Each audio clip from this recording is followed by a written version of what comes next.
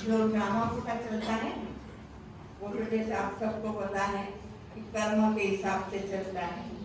कर्म और फल, कर्म और फल, कर्म और फल। और इतने सारे मनुष्य आत्माएं हैं। कर्म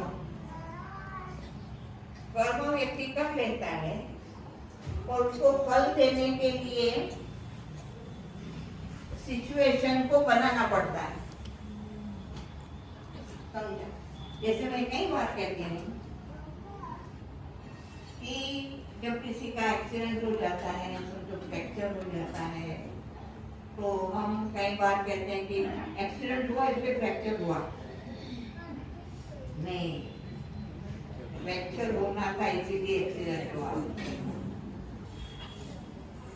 कर्म के फल पर फ्रैक्चर उसको करना था, उसको चलते हुए रोकना था, नहीं चलने देना था। समझा? इसीलिए एक्सीडेंट हुआ, इसीलिए।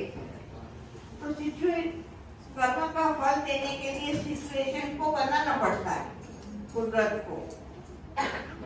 और बनाते बनाते थक जाती है तो होलसेल कर देती है, तो होलसेल हो जाता है ना। होलसेल सब कुछ होता है ना। जैसे ये कैलिफोर्निया में हुआ, होलसेल हुआ। कोरोना हुआ तो होलसेल हुआ। कभी एक्सीडेंट जैसा बहुत बड़ा वो हो जाता है ना, ट्रेन को जला दिया तो होलसेल हो गया। तो वो सब क्या है, एक साथ मिल करके हो जाता है।